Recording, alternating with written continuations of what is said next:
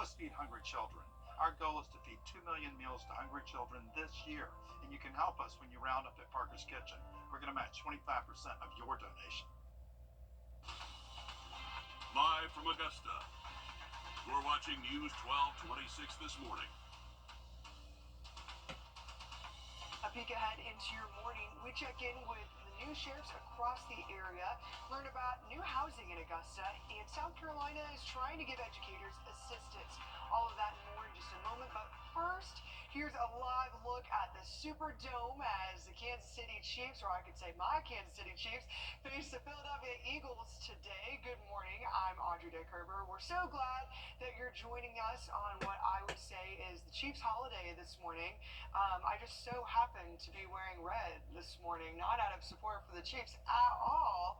Well, they are your Chiefs after all. Yeah, they're all mine, right? I just get to take ownership. And despite your wealth, you still work here. I'm so impressed. I know. I do it for the people.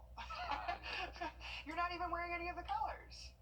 They're not my Chiefs. They're yours. Right, okay, yeah. Let's take a look at my radar. I don't own it either, but it was something to say. Here's a look at your First Alert Radar Network. Thanks, Chris. And Aiken County has a new sheriff for the first time in more than a decade. A month ago, Sheriff Marty Sawyer was sworn into office. Sheriff Sawyer says his goals are to decrease crime and add more school resource officers. Your Kenny DePayne sat down with the sheriff to see what changes he's made so far. Yeah, the sheriff says his first month has been busy, but he's really working to make sure that he follows through on those promises that he made before he started. A new sheriff with new goals. We're not just police officers, robots that come out, take call, and leave. We should help you after the call, which should give you phone numbers to call victim services or different agencies that can help out. Sheriff Marty Sawyer says visibility is key. Visibility deters crime. So if you got marked cars or even if they're unmarked cars with blue lights flashing, the criminals don't know when you're going to be there. They don't know when you're coming back. And Sawyer says he's delivering on his promises. We made up change or two with our special operations division. We've got a couple ways we're looking at of moving some people around temporarily to get them working specials or working something in rural Elizabeth County. That's a promise that I made and we're going to keep. Sawyer says he's also focusing on adding more school resource officers. In fact, I just sent an email a few minutes ago to the captain of investigations to do a grant for another school to get an additional SRO in this year. And making sure they're not only providing security, but they're also a resource. Be a role model to look up to. And if the parents or teachers have questions or concerns, they ought to be somebody they can go to. He says they're working to keep you safe. 3 or 4 narcotic search warrants, made several arrests on that, and got a pound of fentanyl off the street. We've had 2 murders. One of them is solved and the suspect is in jail. The other one we're still working, waiting on some evidence to come back. But the investigators are working it every day. And for Sawyer, he says it all starts with his staff. I think they're already seeing that they're my number one priority. Making sure they have what they need to get the job done. I've talked with the state about getting new computers, new scanners, and new printers for the cars. He says the less time they spend at the office, the more they spend in the community. And Sheriff Sawyer says that he's also working to make sure that his staff has room to do their job. They're in the process of designing a new sheriff department headquarters, and they're hoping to have an architect on board by the end of February. And it's been over a month since Richmond County Sheriff Eugene Brantley took office. He's facing plenty of challenges, from gun violence to the war on drugs like fitted jails. Although he and his deputies have been working hard, he says there's still more to be done. Deputies are increasing their presence, especially at night and downtown. The sheriff's office has at least 5 deputies working on crime suppression every day. Sheriff Brantley says the amount of arrests being made will hopefully discourage people from participating in criminal activity and violating laws. It takes them a little longer to get bonded out than normal because of the amount of people that we're bringing into jail and the amount of people that are here.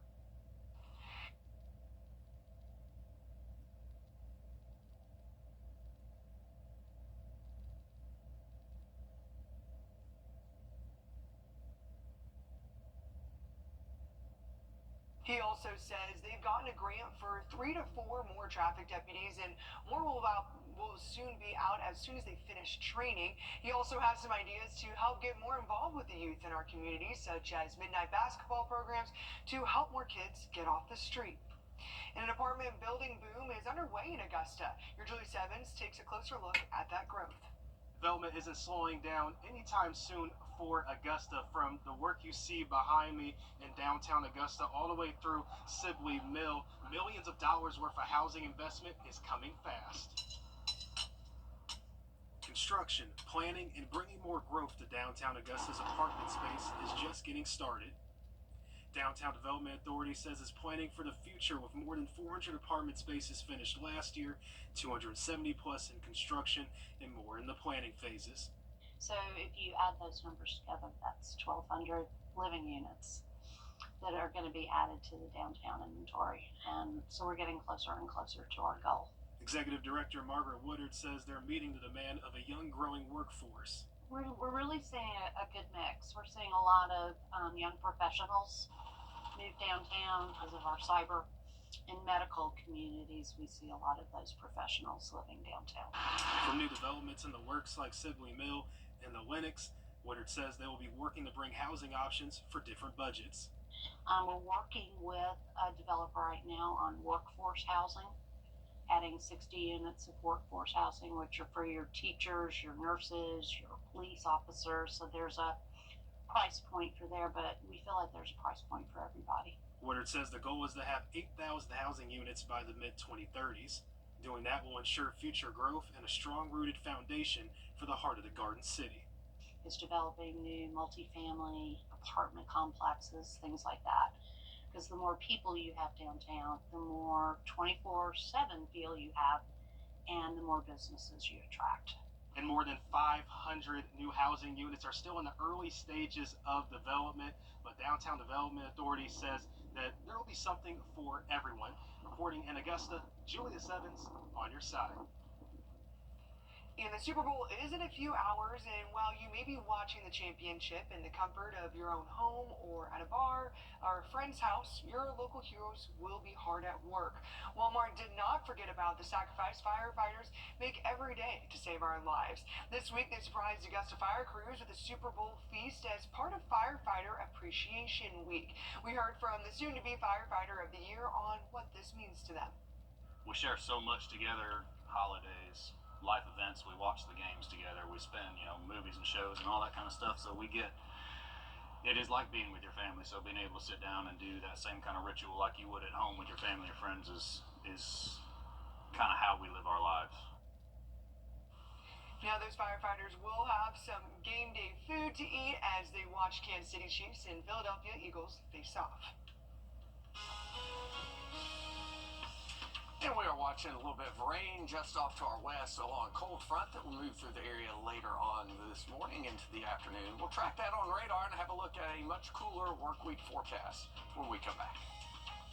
The Wilson family has been Cloud cover, eventually a good bit of rain, especially Tuesday night, Wednesday, and Thursday. We'll dry out a little Friday, and it looks like the rain comes right back for the weekend. Thanks, Chris. And a South Carolina school district is going back to pencils and paper after the Power School security breach. The Lawrence 56 School District in the upstate is not allowing any tech in any of its schools as leaders work to identify their impacted computer systems. They say they've notified law enforcement. Last month, Lawrence 56 was one of the school districts in the state to have student data compromised by a Power School security breach. Power School, as many parents probably know, is a cloud-based software that helps schools manage student grades and information.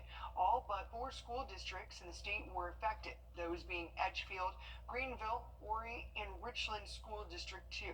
If you use Power School and your students' information was affected by the breach, you should be getting an email from Power School soon with information on how to protect their identity and monitor their credit.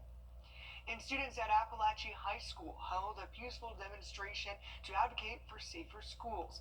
Hundreds of students walked out of class and gathered on the football field to remember the 2 students and 2 teachers killed 5 months ago.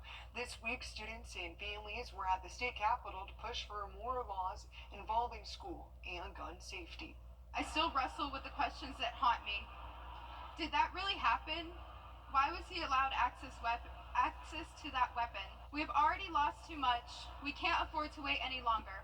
We need action now. In the 5 months since the shooting, all Vero County high schools installed weapon detection systems. Now the systems will be installed in the middle schools within the next week. And the bird flu is forcing farmers nationwide to kill their birds, and that also leads to a higher demand for their eggs. Two farmers from South Carolina's Low Country say they've had to raise their prices. They also say the hatcheries can't keep up with the number of birds that are lost.